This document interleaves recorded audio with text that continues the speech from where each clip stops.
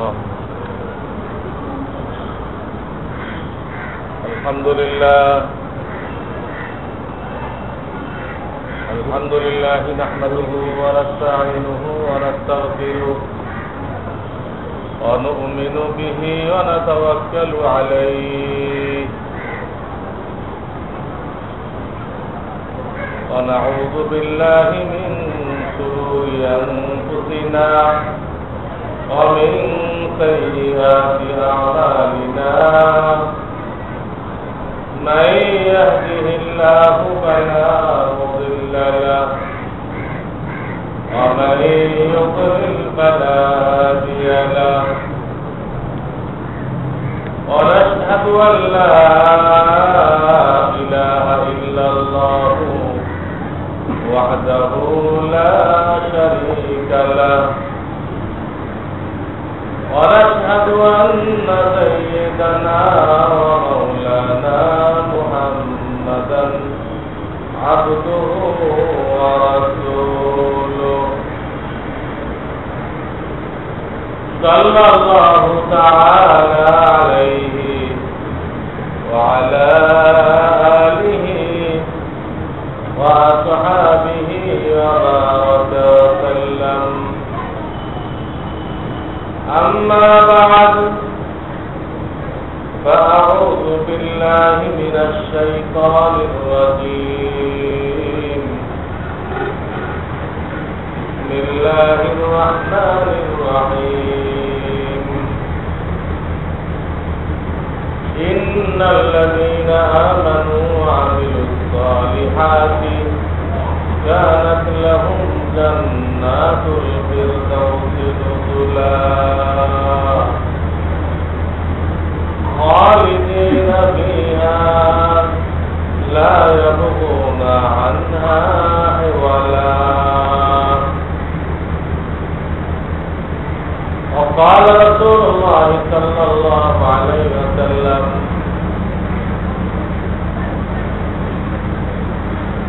لا تقربوا المعصية فإن بالمعصية حل سخط الله أو كما قال رسول الله صلى الله عليه وسلم. বুজুর্গানে মুহতারাম, গত জুমাতে একটা বিষয় শুরু করা হয়েছিল যে আল্লাহ তাআলার ইবাদত করার জন্য ফেরেশতার অভাব ছিল না। কোটি কোটি ফেরেশতা আল্লাহর ইবাদত করতেছে। এমন অবস্থায় আল্লাহ রাব্বুল আলামিন যে মানুষ সৃষ্টি করলেন তার একটা মূল লক্ষ্য উদ্দেশ্য ছিল এদের ভিতরে গুনাহ করার শক্তি আছে, এদের ভিতরে গুনাহ করার আগ্রহ, গুনাহ করে তারা মজাও পায়। এত সত্ত্বেও এই মাখলুকটা আল্লাহর ভয়ে গুনাহ ছেড়ে দিবে, গুনাহ বর্জন করে। এই গুনাহ বর্জন করাটা একটা গুরুত্বপূর্ণ ইবাদত গণ্য হয়। এই ইবাদতটা ফেরেশতার দ্বারা সম্ভবপর। তাদের গুনাহ করার কোনো শক্তিই নেই, গুনার মধ্যে তারা কোনো মজাও পায়। এই জন্য তাদের দ্বারা এই ইবাদত সম্ভবপর না যে তার দিল গুনাহ থেকে আকৃষ্ট হবে, ধাবিত হবে, এমনকি গুনাহ বর্জন করতে তার কাছে এমন লাগবে যে এই গুনাহ ছেড়ে দিলে আমি মারা যেতে পারি। গুনাহ তার কাছে এত মজাদার হয়ে গেছে, সে আশঙ্কা করতেছে কথার কথা সে মদ ছেড়ে দিলে মারা যাবে, সে কুদৃষ্টি ছেড়ে দিলে হার্ট ফেল করবে, এমন অভ্যস্ত হয়ে গেছে। এই ব্যক্তি আল্লাহর দিকে চেয়ে যে আমাকে আল্লাহর সামনে দাঁড়াইতে হবে, জীবনের হিসাব দিতে হবে, ছোট বড় সব লেখা হয়ে গেছে, আমল নামার ভিতরে কোনো কিছু বাদ নেই। মানুষ তো আশ্চর্য হয়ে যাবে, এটাও লেখা। একজনে তো মস্কারা করে, আচ্ছা বিচারা দিলে কষ্ট লাগে, সে তো এটাকে কোনো গুনাই করে ফেলে, আসি মজা তো করা হয়, এটা আবার কিসের গুণা? তাহলে ওইটাও গুণা হিসেবে লেখা। একজনের মস্কু করে রাখছিল, এই মস্কু এদিকে আয়, লোকটা দেখতে তো মোটা, হ্যাঁ মস্কু করেছিল, এটাও তো গুনায় কবিরা হয়, তো হে জানে এটাও লেখা। এই সব কৈফিয়ত, এই কৈফিয়তের দিকে চিন্তা করে গুনার এত খায়েশ থাকা সত্ত্বেও সে গুনাহ ছেড়ে দিল এবং আল্লাহ দরবারে সেটা নেকি লেখা হবে। প্রত্যেকটা গুনাহ বর্জন আল্লাহ দরবারে নেকি লেখা হয় এবং সেটা অনেক বড় নেকি। যে কারণে আমি আপনাদেরকে হাদিস করেছিলাম, যে হাদিসের মধ্যে আসছে ইত্তাকিল মাহারিম তাকুন আবাদান নাস, তুমি হারাম ছেড়ে দাও, তোমার থেকে বড় আবেগ ইবাদত করনে ওয়ালা আর কেউ এটা বলে নাই। ডেলি যদি তুমি 40 টাকার তো নফল নেওয়ার পড়ো আর 10 পারা করে কোরআন শরীফ পড়ো, তো তোমার চেয়ে বড় আবেদ আর কেউ নেই, কোনো হাদিসই নেই। হাদিস আছে গুনাহ ছেড়ে দাও, তুমি সবচেয়ে বড় আবেদ। প্রত্যেকটা গুনাহ ছাড়ার সাথে সাথে একটা ফরজ ইবাদত করার সমান সব লেখা হয়েছে। গুনাহ করা হারাম, ছেড়ে দেওয়া ফরজ। আর করণীয় গুলো নামাজ, রোজা, হজ, যাকাত এগুলো করা ফরজ, ছেড়ে দেওয়া হারাম। করণীয় গুলো করা ফরজ, ছেড়ে দেওয়া হারাম। বর্জনীয় গুলো বর্জন করা ফরজ, করা হারাম। যখনই মানুষ বর্জন করে এক একটা গুনাহ, তো আল্লাহ তাআলা তার আমল নামায় একটা ফরজ আদায় করার সমান সওয়াব। আর এমনি ইবাদত তো বাড়ানো যায় না, 5 ওয়াক্ত তো 5 ওয়াক্তই থাকে।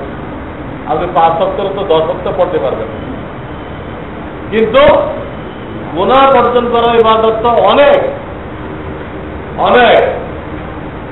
কখনো চোখের গুনাহ সুযোগ আসতেছে, আপনি চোখের গুনাহ করলেন না। চোখের গুনাহ করার তো একদিনে কয়েকশো বার সুযোগ আছে, কয়েকশো ফরজ আদায় করবে। কানের গুনাহ, সুন্দর গানের আওয়াজ আসতেছে, বাদ্যর আওয়াজ আসতেছে, আপনি শুনলেন না, অতবার আপনাকে ফরজ ইবাদত করার সওয়াব দেওয়া হবে।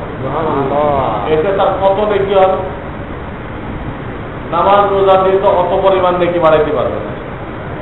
এই জন্য বলা হয়েছে হারাম ছেড়ে দাও, ইত্তাকিল মাহারিম, হারাম ছেড়ে দাও, সবচেয়ে বড় আল্লাহওয়ালা, সবচেয়ে বড় আবেদ। আমি গত সময় বলেছিলাম আল্লাহ রাব্বুল আলামিন আমাদের থেকে বিশেষভাবে এই ইবাদতটা চাইছে। নামাজ, রোজা, হজ, যাকাত এগুলো চাইছে, এইগুলো তো অন্য মাখলুক দিয়েও সম্ভব। এই জন্য বিশেষভাবে আমাদের থেকে, আপনার আমার থেকে গুনাহ বর্জনের যে ইবাদত, এই ইবাদতটা থেকে। কিন্তু এই ব্যাপারে আমরা কি করি? আমাদের তরিকা হলো আমরা নেকিও করবো, গুনাহও করবো। বর্তমান দুনিয়ার মুসলমানদের তরিকা যে নেকেও করতে রাজি আছে, কিন্তু গোনাটাও করতে দিতে হবে, গোনা ছাড়তে রাজি নেই। তাহলে কি ফায়দা হবে?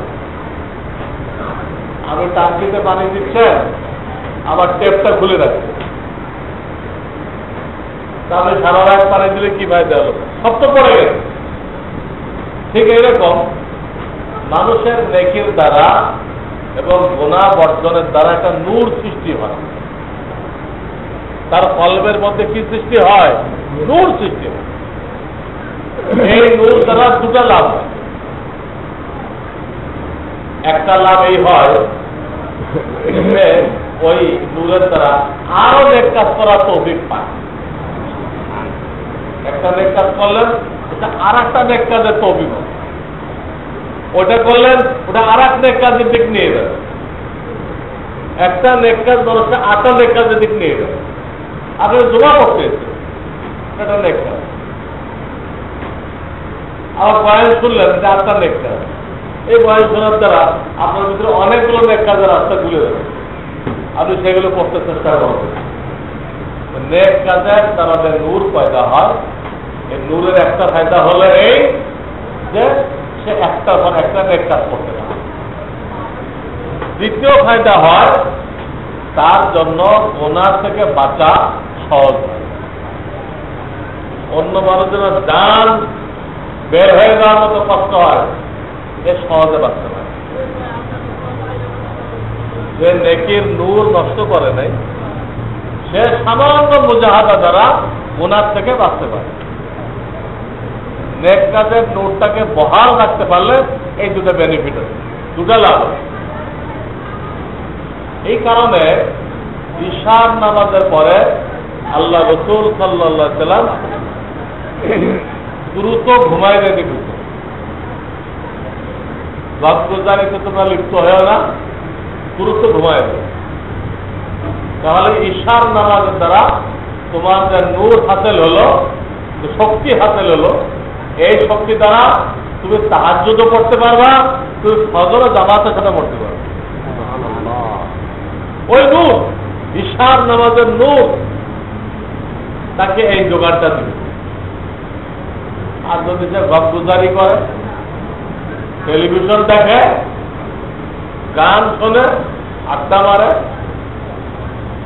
তো নামাজের সব নূর নষ্ট হয়ে গেল। যখন নষ্ট হয়ে গেল, তো তাহাজ্জুদ তো দূরের কথা, ফজরও মিস হয়ে যাবে। তার ভিতরে কোনো পাওয়ার নেই, পাওয়ার লেস। বেলুনের মধ্যে যদি গ্যাসটা থাকে তখন না উঠতে পারে, গ্যাস বেরোয় গেলে তো জমিনে পড়ে যাবে। ঠিক আপনার আমার ভিতরে যদি নূর ভরা থাকে, তাহলে আল্লাহর দিকে যাওয়া, আল্লাহর সান্নিধ্যে যাওয়া, আল্লাহর নৈকট্য লাভ করা সহজ। আর এটা যে বেরোয় গেল, গুনাহ করলে বেরোয় যায়, যত হলে জমিনে দাবাদাবি করে উপর দিকে যেতে পারে, সে শক্তি তো ওই নূর তো বের হয়ে গেছে। গুনাহ করলে নূর বের হয়ে গেছে, বেড়ে গেলে জমিনে পড়ে আছে, এ আর আল্লাহর নৈকট্য লাভ করতে পারবে। এই জন্য বলেছিলাম যে আমাদের থেকে আল্লাহ তাআলা বিশেষভাবে গুনাহ বর্জনের ইবাদত চেয়েছেন। আজকে এই ব্যাপারে আমাদের সাংঘাতিক ত্রুটি, যে কারণে আমরা আল্লাহ সাহায্য পাইতেছি না। পৃথিবীর সব জায়গায় আমরা বাইরে গেছি, আর এক এক কারণ দেখা দিচ্ছে যে আমাদের অস্ত্র কম, আমাদের টাকা কম, এগুলো বলছে। আমাদের আরো বেশি করে আমেরিকা থেকে একদম যুদ্ধের প্লেন আনা দরকার। আর দুষ্কর্তে প্লেন আনলে কি লাভ হবে? ওই প্লেন কাজ করার সাথে অবস্থা তার কাছে পারলে বানাও, পারলে তোমরা বানাও প্রযুক্তি দিয়ে, যে প্রযুক্তি দুশ্মনের কাছে নেই।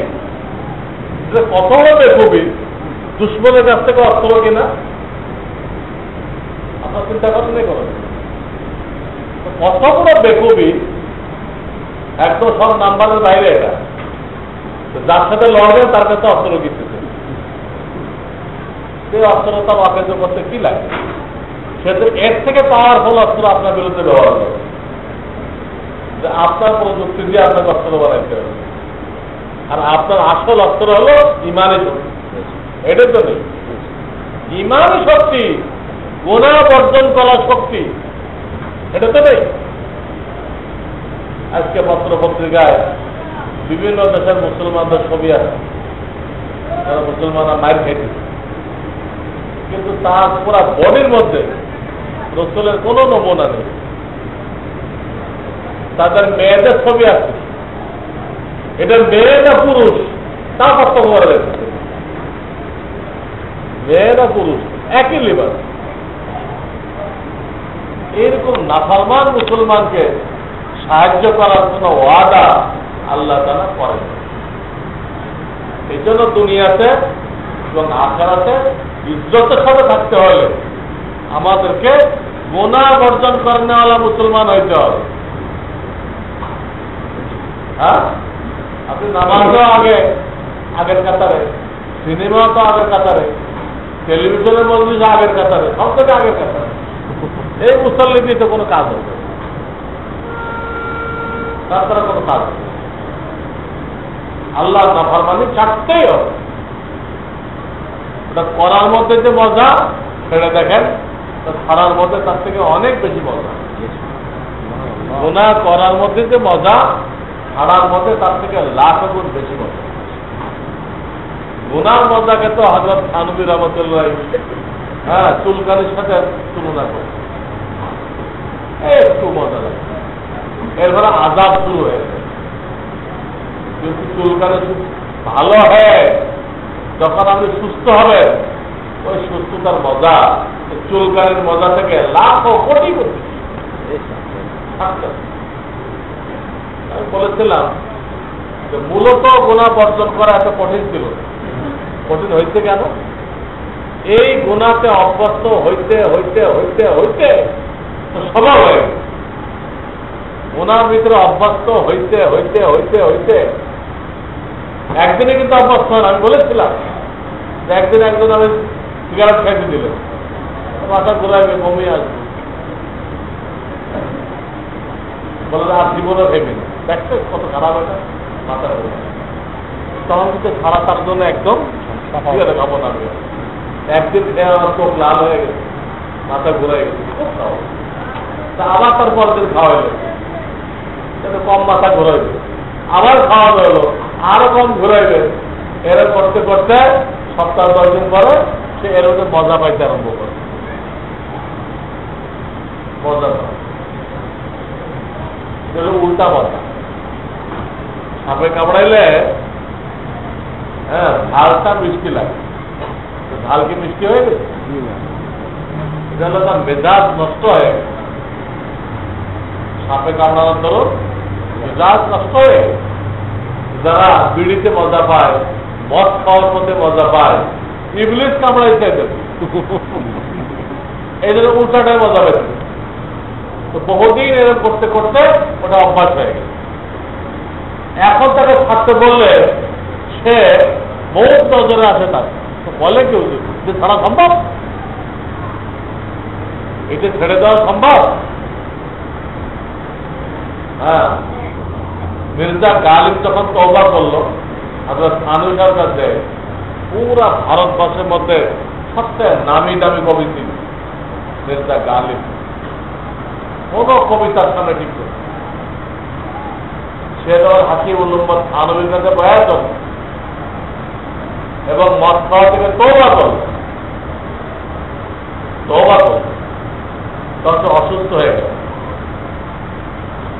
তখন ডাক্তাররা বলল যে আপনি জাতির উপরে রহম করেন, আপনি মারা গেলে এই জাতির বিরাট ক্ষতি হয়ে যাবে, আপনার মতো কবির কোন বিকল্প নেই।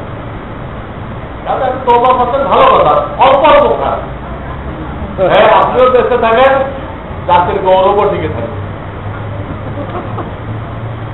উনি রাজি হলেন। মির্জা গালিব উনি রাজি হলেন। উনি বললেন যে আমাদের যান যা তো যান, হারাম কাজ করে আমি বেঁচে থাকতে রাজি। এমন তোমরা করছিল বেচারা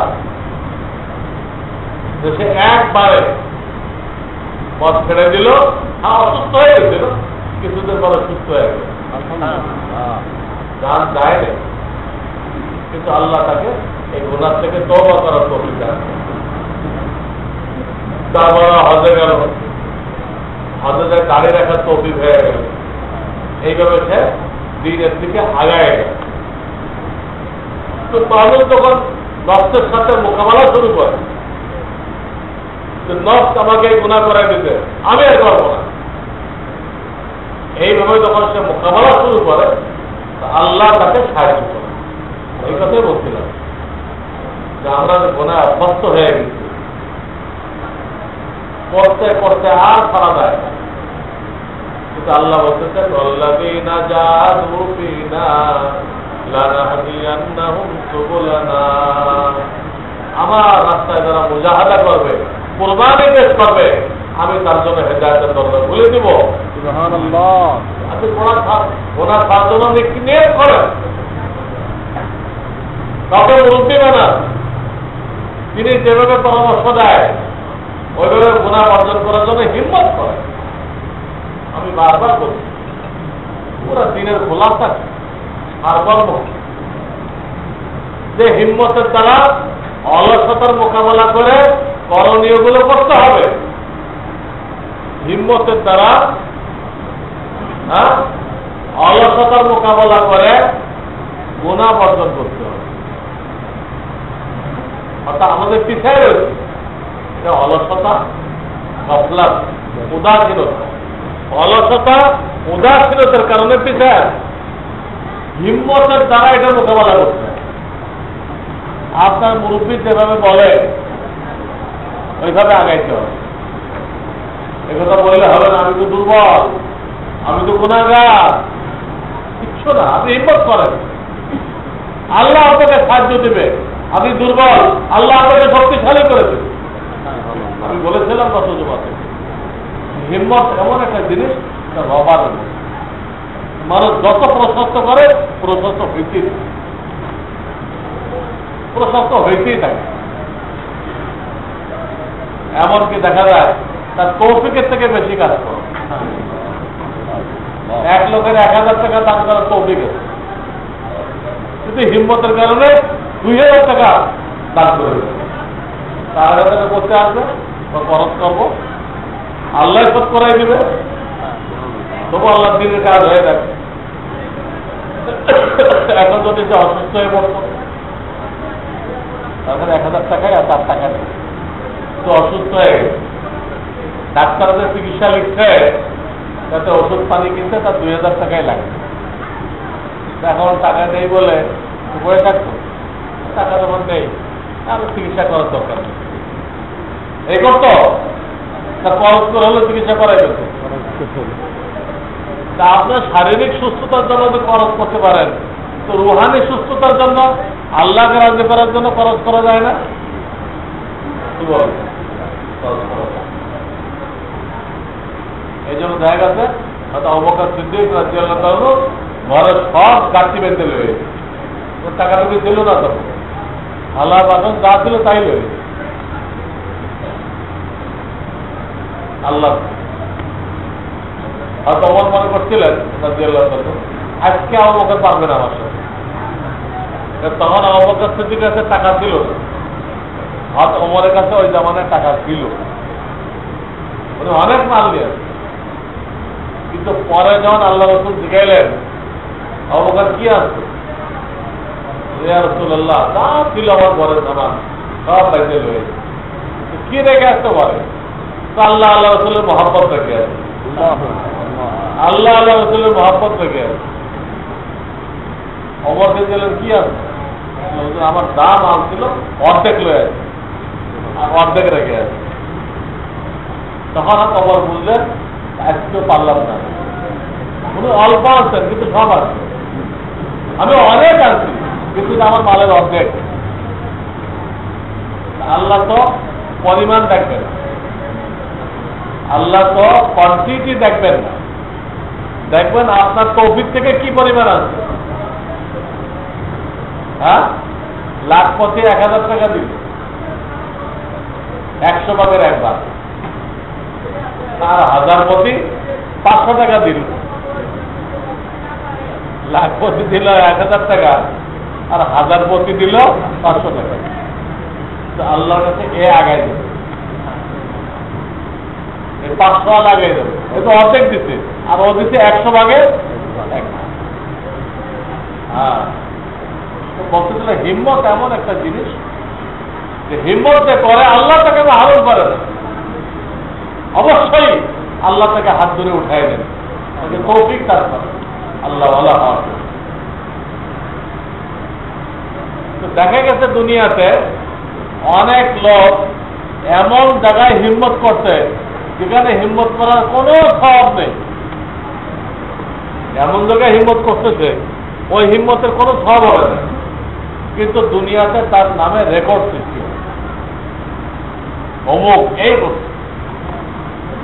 যেমন অনেক লোক এই এভারেস্ট পাহাড় বিজয় করার জন্য জান বাজি লাগিয়েছে, যে এই পাহাড়ের উপর দিয়ে সে একদম চূড়াতে উঠবে। কত লোকে পড়ে মরছে, পাও পিছলে পড়ে গেছে, কিন্তু এরপর হাই ছাড়ে নাই। দেখেন হিম্মত করলে কি হয়, এরপর আমরা হিম্মত করতে রয়েছে, পরে দেখা গেল কিছু লোক উঠে গেছে।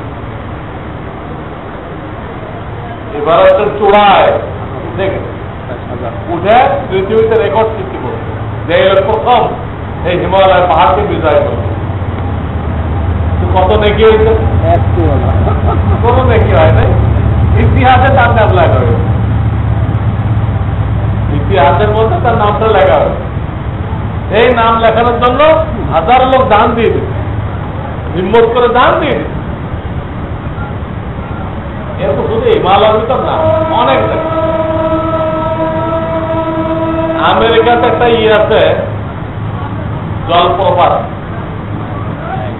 নায়াগারা, এই নায়াগারাতে একটা জলপ্রপাত আছে, এরকম নদীর এরকম পানি আসছে, এক জায়গাতে অনেক নিচু হয়ে পানিটা পড়তেছে, ওটা আবার নদী, পুরোটাই নদী, কিন্তু একটা জায়গায় আছে নদী এত আপ ডাউন হয়ে গেছে, অনেক উঁচা নিচা, ওখান থেকে পুরো পানিটা নিচে পড়তেছে, ওটা আবার চলছে, সর্বক্ষণ এই অবস্থা জলপ্রপাত। এখানে হাজারো লোক রেকর্ড সৃষ্টি করার জন্য এখানে মোকাবেলা করে, রবার নৌকা বানাইছে, রবার মানে ওখান থেকে পাল্লা দিচ্ছে যে পানির সাথে আগে কে পড়তে পারে নিচ্ছে। আচ্ছা কি হবে এরকম, কি হবে ওই পানির সাথে আগে পড়তে পারলে কেউ কোন সব পাবে, কিন্তু তার নামে রেকর্ড সৃষ্টি হবে। রেকর্ড সৃষ্টি হয়েছে এই জলপ্রপাতের উপরে ইতিহাস লেখা হয়েছে, কত সালে রবারের নৌকা দিয়ে কারা কারা পাল্লা দিচ্ছিল, কে আগে পড়ছে, কারা কারা জানে মারা গেছে, সব লেখা হয়েছে, কিন্তু বৃদ্ধি পায়। আর এক গ্রুপ কি করছে, ওই পানির ভিতর দিয়ে রশি টানে, এই স্রোতের মধ্যে দিয়ে পার হয়ে গেছে রশির ভুল, দুই পাশে রশি টানা দিয়ে পার হয়ে গেছে।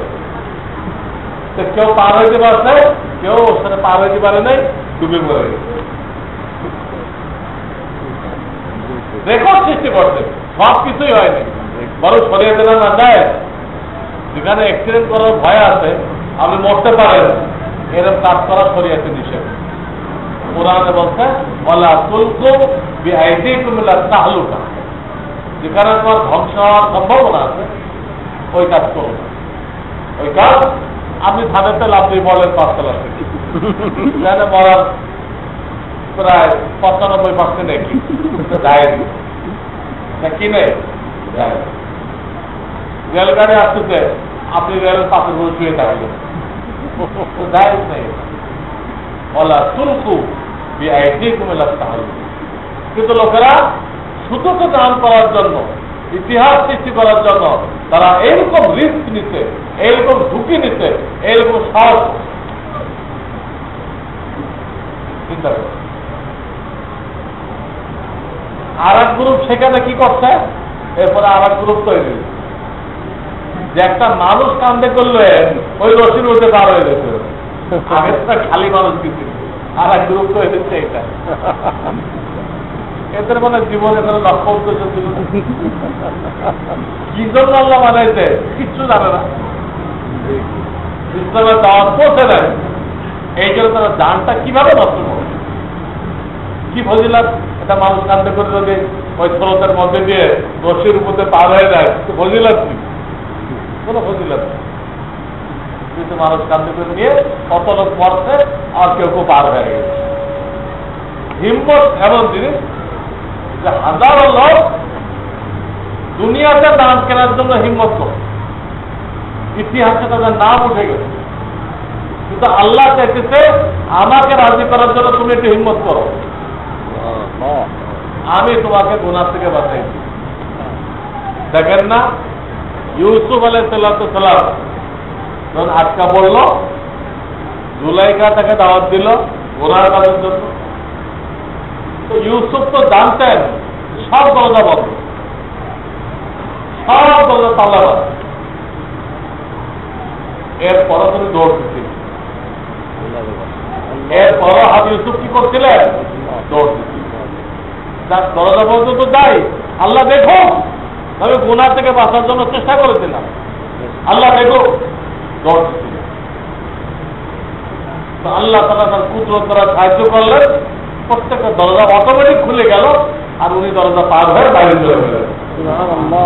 7টা দরজা ছিল, সব পার হয়ে চলে গেল। والذين جاهدوا فينا لنهدينهم سبلنا, আমাকে পাওয়ার জন্য যারা ত্যাগ স্বীকার করবে, কোরবানি করবে, আমি তার জন্য হেদায়েতের দরজা খুলে দেব। এই জন্য হিম্মত করতে হবে, একটা কাজ আল্লাহ ওয়ালাদের সাথে সম্পর্ক কায়েম করতে হবে। উনি যে পদ্ধতি বলে দেয়, হিম্মতের সাথে ওই পদ্ধতি অনুযায়ী আমল করতে হবে। পদ্ধতি বলবে রাগ কেমনে কন্ট্রোল করবেন, কুদৃষ্টি কেমনে কন্ট্রোল করবেন, অহংকার কেমনে কন্ট্রোল করবেন, হিংসা কেমনে কন্ট্রোল করবেন, নাশুকরি, নাশুকরি আল্লাহ মাল কম দিতে বলে আল্লাহ নাশুকরি করে, এটা হারাম। মাল কম বেশি থাকবেই, আপনার শরীরে যে আল্লাহ নিয়ামত দিয়ে রাখবে, কত কোটি টাকার মাল আপনার শরীরের ভিতরে আল্লাহ না দিয়ে রাখছে, এটা কত কোটি টাকা। আপনি একদিনে কত টাকার অক্সিজেন নিচ্ছেন, হাসপাতালের হিসাব অনুযায়ী 24 ঘন্টায় আপনি 2400 টাকার অক্সিজেন নিচ্ছেন, এটা দাম দেন না। কত হাজার নিয়ামত দিয়ে রাখছে, একটা কম দিল কোন হেকমতের কারণে, একটা নিয়ামত আল্লাহ আপনাকে কম দিল একটা হেকমতের জন্য। হেকমত কি? হাসরের ময়দানে আপনাকে আল্লাহ তাআলা হিসাব না নিয়ে বেহেশতে পৌঁছায় দিতে চায়। যখন আপনার যাকাতের নিসাব হয়ে গেল, তা আপনি আল্লাহর খাতায় ধনীর কাতারে চলে গেলেন। যাকাতের নিসাব যখন হয়ে গেল, তা আল্লাহ লিখছে আপনি ধনী, আপনাকে হিসাব দিতে হবে। 100% বৈধভাবে কামাইছেন, বৈধভাবে আল্লাহর দিনের জন্য ব্যয় করতেন, তারপরও কি করতে হবে? হিসাব। কিন্তু যদি আপনি সারা জীবনে নিসাবের মালিক না হন, এই কোন রকম যা পাইছেন, এই খাইছেন, এইভাবে জিন্দেগি পার করে দিচ্ছেন, এই টাইপের লোকদেরকে আল্লাহ হিসাব নেবেন না, বিনা হিসাবে ওদেরকে জান্নাতে পারে দিবেন। তো আল্লাহ তাআলা আপনার ব্যাপারে চাইছেন আখিরাতে হিসাবের জন্য দাঁড় করে রাখবেন, হিসাব নেওয়ার জন্য দাঁড় করায় রাখবেন না, তাই একটু কম দিতে পারেন। আর আপনি একদম মুখ ভার করে, মুখ বেজার করে বয়ে দিতেন, আমি কি ক্ষতি করছিলাম? আল্লাহ যদি আমাদের মাল বাড়াই দিতেন, আল্লাহ কি ক্ষতি হতো? আল্লাহ তো ক্ষতি হতো না, কিন্তু আমরা ফ্যামিলিতে কত কোনা হতো জানেন? মাল বাড়াই দেওয়ার পরে আপনার বিবি কত কোনা করত এই টেলিভিশন আর হারমোনিয়ামের মাধ্যমে। হ্যাঁ, আপনার ছেলেমেলে কত গুণা করতো, সেগুলো আপনি কন্ট্রোল করতে পারতেন? পারতেন। কন্ট্রোল করতে গেলে আপনাকে বাড়িতে বের করতে, তোমার যদি ভালো না লাগে কাপড়ায় চলে আমাদের তো এগুলো না হলে হবে না, আমাদের এগুলো না হলে হবে না। তারা আপনাকে ছাড়তে রাজি আছে, টেলিভিশন ছাড়তে রাজি, আপনার থেকে তাদের বেশি গুরুত্ব টেলিভিশনে। ইহুদরা গোল বলে এই টেলিভিশনকে এই পর্যায়ে নিয়ে আসছে যে আপনি এই বিল্ডিং আপনি বানাইছেন, এই গাড়ি আপনি কিনতেন, আপনার সবকিছু ভোগ করতেছেন, কিন্তু আপনার কোনো শুকরগুজারি করেন না। এখন উল্টা বলতেছে যে আপনি বাড়িতে বেরোবেন, টেলিভিশন দেখতে ভালো লাগে না আপনার, আপনি বেরোয় যান, আপনি ডেলি এগুলো নিয়ে আমাদের সাথে তিক্ততা সৃষ্টি করেন, নাকি তিক্ততা সৃষ্টি করেন। এই ব্যাপারে দোষের করলে এটা নাকি তিক্ততা সৃষ্টি দেখেন গুনাহ কি পরিমাণ মজাদার হয়ে গেছে। শুকরগুজারি তো মাল আসলে গুনাহ থেকে বাঁচা কঠিন হয়ে যায়। এই জন্য অনেক মানুষকে আল্লাহ তাআলা মালের থেকে দূরে রাখে। একটা হাদিসের মধ্যে আছে যে জ্বরের রোগীকে তোমরা যেমন পানির থেকে দূরে রাখো, আল্লাহ তাআলা তার কতক বান্দাকে এইভাবে মালের থেকে দূরে রাখে, যাতে হাসরের ময়দানে তাকে হিসাবের ঝামেলায় পড়তে না হয়। কিন্তু মানুষ তো জানে না এটা, সে উল্টা আল্লাহর উপরে নারাজ। আল্লাহ নারাজ হলে ইমান থাকে? এই জন্য ভাই হিম্মত, আল্লাহ ওয়ালার সাথে সম্পর্ক 2 নম্বর কি হিম্মত, সাহস। হিম্মত ছাড়া কোনো কাজ হবে। আপনি আগে হাই ছেড়ে দিলেন, আমি দুর্বল মানুষ, আমার দ্বারা কিছু হবে, কিছুই হবে। হিম্মত নয়। একটা শিশু যে হাঁটা থেকে এমনি হাঁটা থেকে না হিম্মত করতে হয়, হিম্মত করতে হয়। পয়লা দিন যখন হাঁটে খালি পড়তে পড়তে তো বসে যাবে না, হাঁটা আমার দ্বারা হবে না, আমি খালি পড়ে যাই, তাহলে জীবনও শিখতে পারবে, পরের দিন আবার হাঁটাইতে হবে। ও পড়তে থাকে, দেখা যাবে গতকাল 10 বার পড়ছিল, আজকে 5 বার পড়ছে। কিন্তু আবার হাঁটাও হাঁটাও, ওরা হাঁটতে বলে আর বাবা হাত বাড়ায় বসে থাকে, হাঁটো হাঁটে আমার এখানে চলে আসে। এইভাবে দেখা গেল 30 দিন আরো কম পড়ে। এরকম করতে করতে ওই শিশু কি কিন্তু যদি হিম্মত ধরে নিত পারবে না, খাওয়া পড়ে যায়। এই কয়ে তাকে আর হাঁটাইতে অভ্যস্ত করলেন না, হিম্মত হেরে গেলেন, সাহস নষ্ট করে ফেললেন। এই শিশুর হাঁটা শিখবে না, ওপারে লুলা হয়ে লুলা হয়ে ল্যাংড়া হয়ে। এই জন্য দেখা গেল প্রত্যেকটা কাজে হিম্মত লাগে। হিম্মত করলে আল্লাহর পক্ষ থেকে সাহায্য আসে। কাজে আমার বয়ানের সারমর্ম গত জুমাতে যাচ্ছিল, সেটাই বলতেছিলাম যে আমাদেরকে কোন আল্লাহ ওয়ালার সাথে সম্পর্ক করতে হবে। তিনি গুনাহ বর্জনের যে পদ্ধতি বলে সাহস করে ওটা অবলম্বন করতে হবে। গুনাহ করতে করতে অভ্যস্ত হয়ে গেছি, আবার গুনাহ সাথে সাথে কি করতে হবে, ছাড়ার উপরে অভ্যস্ত হয়েছে। গুনাহ করতে করতে অভ্যস্ত হয়েছি, এখন উল্টাটা করতে হবে কি, গুনাহ থাকতে থাকতে ছাড়ার উপর অভ্যস্ত হইতে হবে। আমি উদাহরণ দিয়েছিলাম যে একটা কাগজ একদিকে মোড়ানো আছে ভাগ করা, আপনাকে বলা বলে সোজা করো, আপনি খুলে দিলেন, খুলে দিলে সোজা হবে? এটা সোজা হবে না। কি করতে হবে? উল্টার দিকে মোড়াইতে হবে। কাগজ তাহলে কি করতে হবে? উল্টার দিকে মোড়াইতে হবে। মোড়ে এবার ছাড়াও কাগজ কি হয়ে সোজা হবে। ঠিক এরকম না, এতদিন আপনাকে উল্টার দিক নিয়ে গেছে। কোন দিক নিয়ে গেছে? জাহান্নামের দিকে। এখন আপনি মোড়ান কোন দিকে? জান্নাতের দিকে। জান্নাতের দিকে। এতদিন আপনাকে যে উল্টা পাল্টা রাগ করাইছে, ডাক্তার রাগ করাইছে, আপনি কিছুদিন ধরে রাগ একদম বন্ধ করেন। রাগই করবো না। তো দেখবেন রাগের থেকে বাঁচার জন্য আপনাকে যে চিকিৎসা দেওয়া হবে, রাগ উঠলে এই চিন্তা করবা, আউযুবিল্লাহ করবা, নিজের অবস্থার পরিবর্তন করবা, ঠান্ডা পানি দিয়ে উজু করবা, তারপর রাগ না কমলে তোমার এই চেহারা তোয়াল জমিনে রেখে দেবে।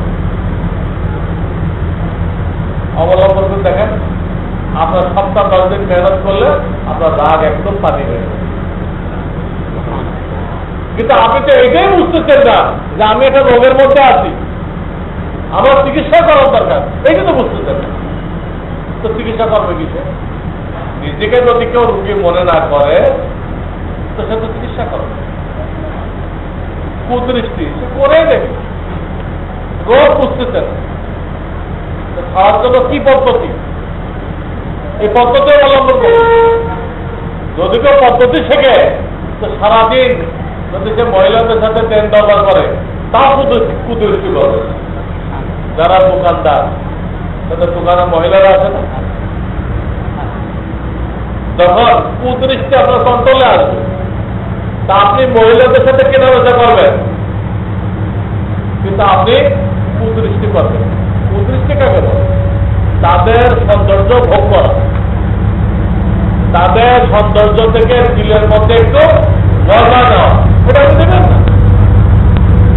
জরুরি কথা বলে এখান থেকে রাখেন, ওই দিকে আপনি ভূক্ষেপে করবেন না। যখন আপনি এটা কন্ট্রোল করা শিখবেন, আমাদের থেকে আল্লাহ তাআলা এই ইবাদতটা বিশেষভাবে চেয়ে।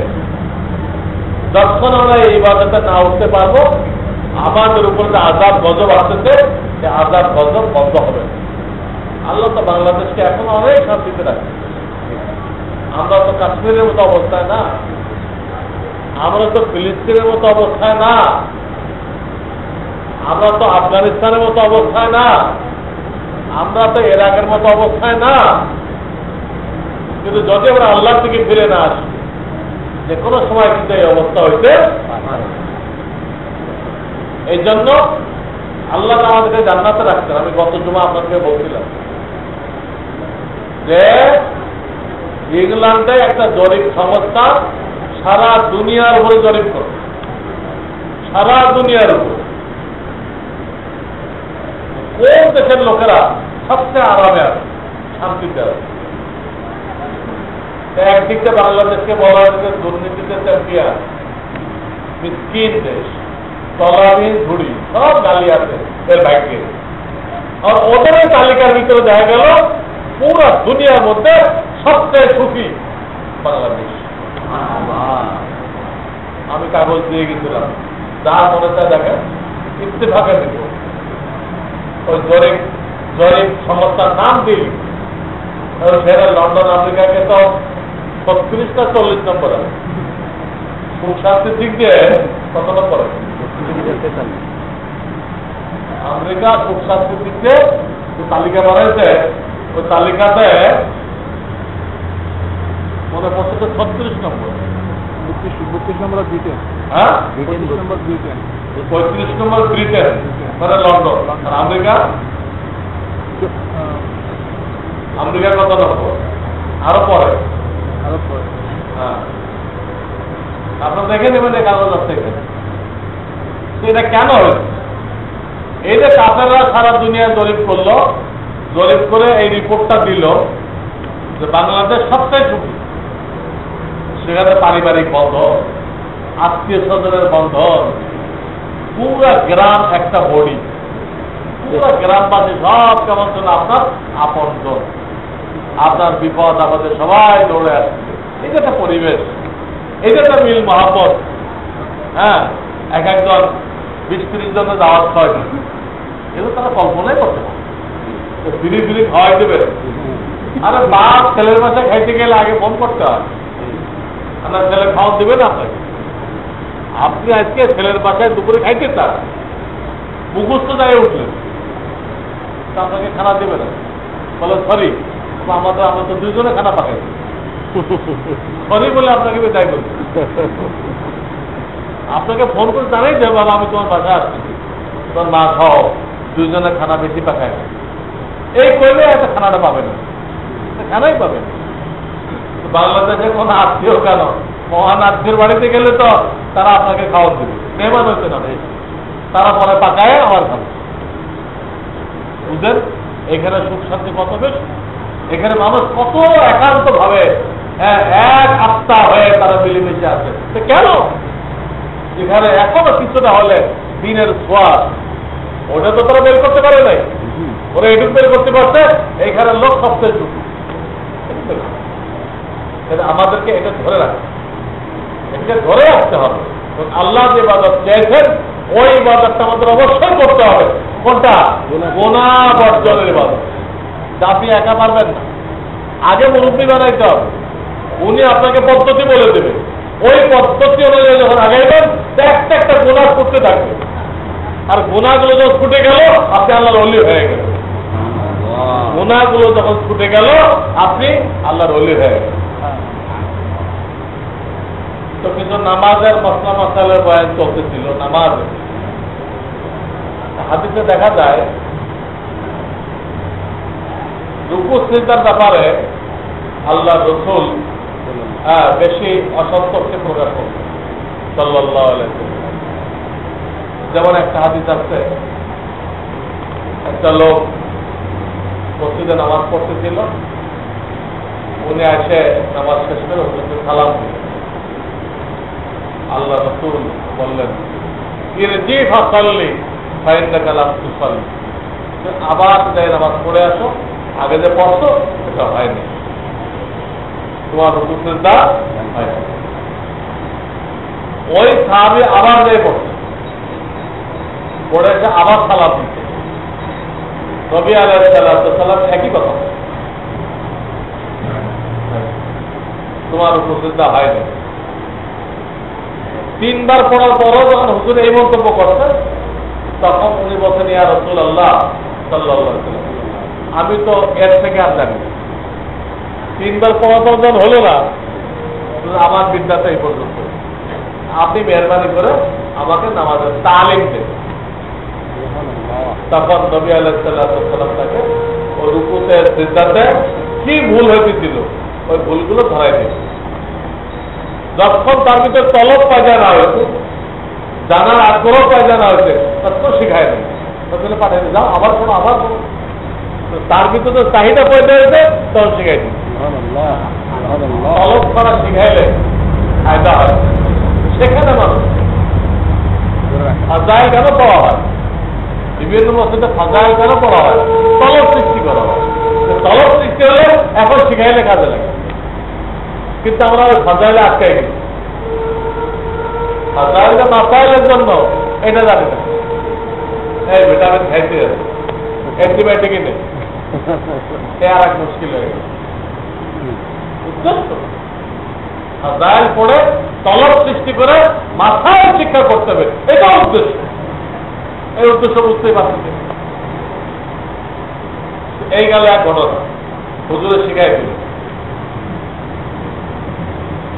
এই হাদিস তো বুখারীতে, আর একটা হাদিস নাসাই শরীফে আছে, ওটা একজন তাবির ঘটনা, তাবিঈ, উনি নামাজ পড়তেছিলেন, ওনার পাশে একজন সাহাবী বসা ছিল, ওই সাহাবের নাম হলো হুযাইফা, হযরতে হুযাইফা রাদিয়াল্লাহু আনহু।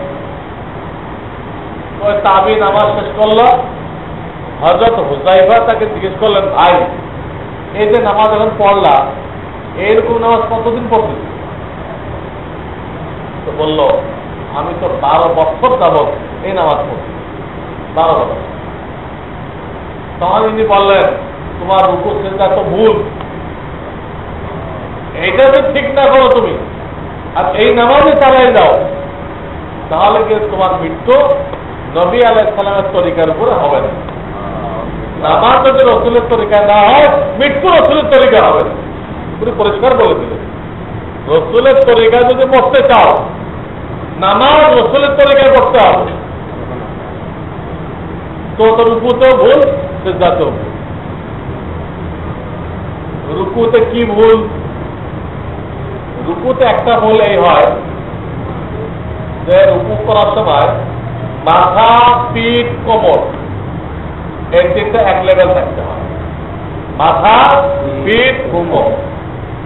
প্রায় লোকের দেখা যায় লেভেল থাকে না, হয় মাথা উঁচু হয়ে গেছে পিঠের থেকে, অথবা কি হয়েছে মাথা পিঠ নিচের দিকে, কোমর থেকে এরকম নিচু হয়ে গেছে। এখানে কোমর, এদিকে লেভেলটা, মাথার লেভেলটা নিচের দিকে হলো না, এটা রুকু হলো না। সুন্নত তরিকায় রুকু হলো না, এক লেভেল থাকবে। মাথা, পিঠ, কোমর এক লেভেল থাকবে, থাকে হয় মাথা উঁচু থাকে না নিচু হয়ে। আর একটা ভুল হয়, রুকুতে হাত একদম সোজা থাকতে হবে আর আঙ্গুলগুলো ফাঁকা থাকতে হবে। আমি যেভাবে হাত রাখছি, আঙ্গুলে ফাঁকা ফাঁকা রাখছি, এইভাবে হাঁটু ধরতে হবে।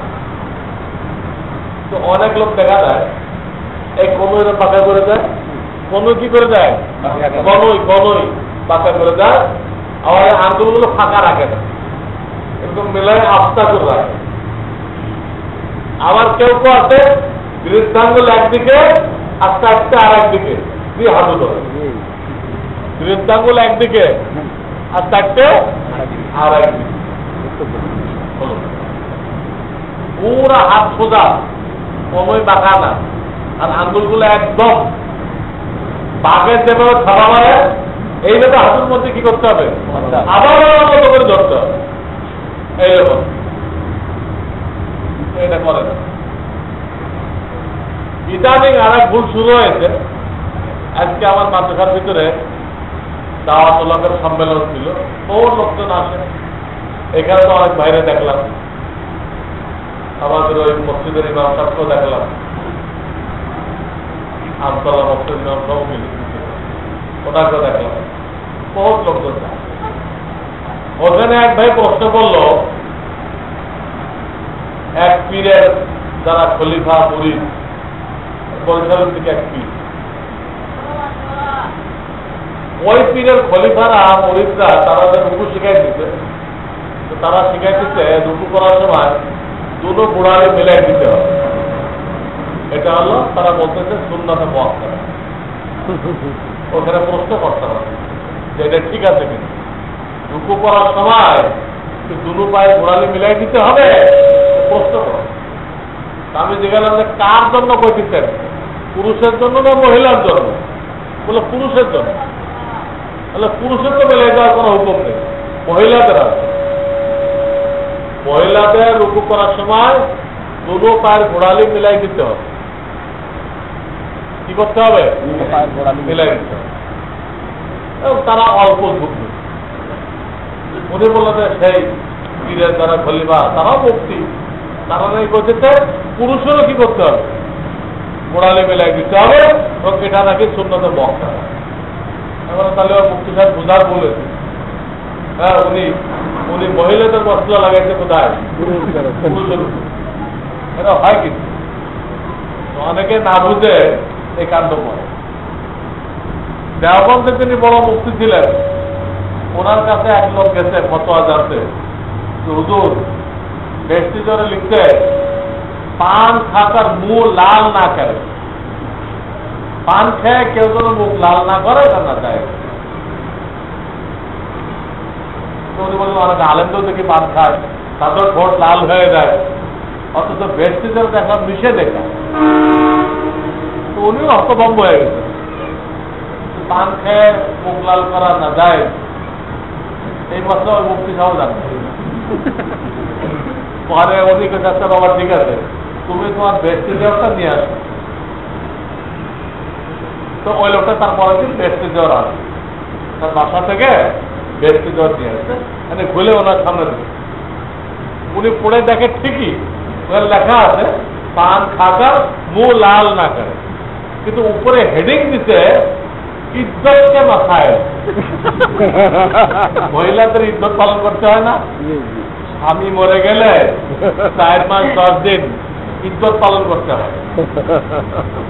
ওই ইজ্জত পালন করার সময় কোন সৌন্দর্য জায়েজ নেই, কোন সৌন্দর্য, ভালো রং বেরঙের পোশাক, সুরমা লাগাইলো, লিপস্টিক লাগাইলো, কত কিছু করে না মেয়েরা, সব হারাম। এমনকি হাতে কোনো চুড়ি পড়তে পারবে না, নাক ফুল পড়তে পারবে না, কানের দুল পড়তে পারবে না, চিকন দাঁতের চিরুনি দিয়ে মাথা আশ্রয়তে পারবে না, সব নিষেধ। 4 মাস 10 দিন, এরপরে আবার সব পড়ে। এটা স্বামীর জন্য শোক পালন করার নিমিত্তে আল্লাহ তাদের জন্য হারাম করে দিচ্ছে। কয়দিন? ওই বয়ান এটা, কিন্তু ওই বেচারা যে ইজ্জত বোঝে নাই, কিসের বয়ান এটা বোঝে না, না বুঝে ওই মশলা, মহিলাদের মশলা, ওই জামানায় তারা পান খেয়ে ফটো লাল করবে না, এটাও সৌন্দর্য, এটাও সৌন্দর্য বৃদ্ধি করা। তখন মুক্তি যে আস্তে আস্তে বললেন, আপনি সব আলমদেরকে ইজ্জতে আছে মনে করলেন, ইজ্জতে তো মহিলারা থাকে, কিন্তু ওলামাও কেন ইজ্জতে আছে এটা মনে করছেন কেন? হেডিং কি? একা একা বুঝতে গেলে অনেকে অ্যাক্সিডেন্ট, ওই মহিলাদের মশলা নিয়ে আলেমদের সাথে লাগে, আলেমরা পান খাবে, বুঝছেন না? আরে বরিশালের এই পীরের খলিফারা, ওটাও কিন্তু মহিলাদের মশলা। মহিলারা রুকু করার সময় গোড়ালি মিলে ওদের নিয়ে কার সাথে লাগাইছে, পুরুষের সাথে লাগাইছে, লাগাই বিভ্রান্তি ধরাইছে। এখন ভুলাতে লোক হয়েছে আমার এই মশলা তাকি করতে, বুড়া মানুষ সে এটা তাকি করতে শুনছে, আমার নাম করতে এখানে চলে যাচ্ছে, গলত নয়। পুরুষ কখনো কি করবে না, রুকুতে গোড়ালি। এই দেখেন কত রকম ভুল রুকুর মধ্যে, সেটাও বলা হবে, আজকে রুকুরটা বলা হবে। আমাদের রুকুর মধ্যে ভুলগুলো যাতে না হয় আমরা সকলেই খেয়াল রাখি, রুকুর মধ্যে এই ভুলগুলো যাতে না হয়, একদম লেভেল হবে। এটা কিন্তু একা পারবেন না, অন্য মানুষের সহযোগিতা নিতে হবে, একদম লেভেল হবে। নজর কোন দিক থাকবে? হাত সোজা রাখবে, আঙুলগুলো ফাঁকা ফাঁকা রাখবে, এইভাবে রুকু করতে হবে। আবার অনেকে রুকুতে দেয় উঠে মেশিনের মতো নামাজ পড়ে, ইলেকট্রিক নামাজ, এটা হবে না। হ্যাঁ, অন্তত 3 তসবিহ দেরি করবে। কয় তসবিহ? সুবহান রাব্বিল আযীম 3 বার পড়া, এটা ওয়াজিব। এতক্ষণ দেরি করা ওয়াজিব। ইচ্ছা করে ওয়াজিব তরক করলে কি হয়? ইচ্ছা করে ওয়াজিব তরক করলে নামাজ ভেঙে যায়, আর ভুলে ওয়াজিব তরক করলে তসবিহ দিতে হয়। তো রুকুর মাসলা বলে দেওয়া হলো। আল্লাহ তাআলা আমাদের সকলকে আমল করার তৌফিক দান করেন। সামনে ইনশাআল্লাহ সিজদার মাসলা বলা হবে। আলহামদুলিল্লাহ, এই কাতারের মধ্যে ফাঁক আছে, অনেক ফাঁক